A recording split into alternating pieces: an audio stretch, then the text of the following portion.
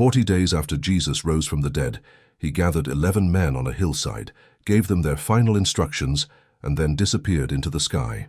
They stood there staring up, frozen, confused. 2 angels appeared and said, "Why are you still standing here?" 10 days later, 3,000 people would come to faith in a single afternoon. Acts doesn't open with a strategy. It opens with 11 confused men, a missing savior, and a promise they didn't fully understand.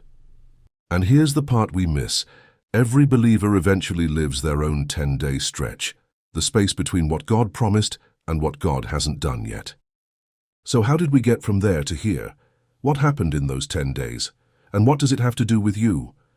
Let's open the book of Acts. Luke opens Acts with a line most people skip. "In my former book, I wrote about all that Jesus began to do and to teach." Began, meaning Acts is the continuation of what Jesus is still doing, just through different hands. Right before he ascends, the disciples ask, "Lord, are you at this time going to restore the kingdom to Israel?" They're still thinking like men under Roman occupation. They want a throne and the Romans gone. Jesus doesn't correct their politics. He gives them something bigger. "You will receive power when the Holy Spirit comes on you, and you will be my witnesses to the ends of the earth." 11 men heard that sentence. The entire world changed because of it. The Greek word for witnesses is martyrs. The word martyr eventually comes from it. He's not calling them to share their faith casually. He's calling them to stake their lives on what they've seen. Then he's gone. A cloud hides him. 2 angels appear. He's coming back. And the disciples walk back to Jerusalem, wanting clarity but receiving a calling instead. They go to an upper room. They pray, they eat, they replace Judas. And mostly, they wait. For 10 days they hold on to that one word. No roadmap, no timeline, just obedience. And here's what we forget. They didn't know it was 10 days. They didn't know it was close. They only knew Jesus said wait, and the room felt smaller every day. Waiting feels like nothing is happening. But heaven was already moving. The Spirit was already on his way. Pentecost was already a Jewish festival. Shavuot, 50 days after Passover. Jerusalem is packed. Every nation is represented.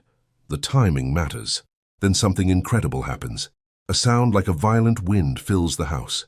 Tongues of fire rest on each of them. They begin speaking languages they never learned.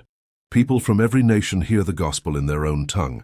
Parthians, Medes, Elamites, Romans, Cretans, Arabs. Babel scattered humanity through divided speech. Pentecost begins gathering humanity back together. And here's why it matters. The gospel was never meant to stay in one language, one culture, or one room. Some onlookers shrug it off. They've had too much wine. Some things never change. Whenever God moves, someone will explain it away. Then Peter stands up.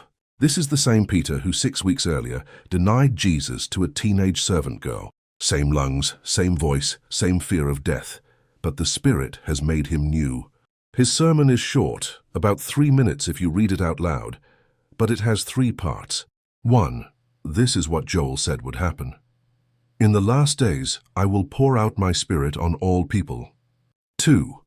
Jesus is the one you crucified, the one God raised, the one David prophesied about. 3. Repent, be baptized, receive the Spirit. 3,000 people respond. 3,000. Acts 1 and 2 don't just tell us what happened, they tell us how God still works. He gives a promise. He asks us to wait. He fills us with His Spirit. Then He sends us out, not with a script we wrote, but with a person we know. Those 10 days between the Ascension and Pentecost weren't empty. They were preparation. And whatever 10-day stretch you're in right now, God is not silent. He is preparing. He is filling. He is sending.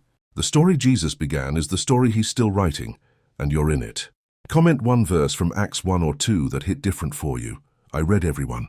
Subscribe so you don't miss Acts 3 next week.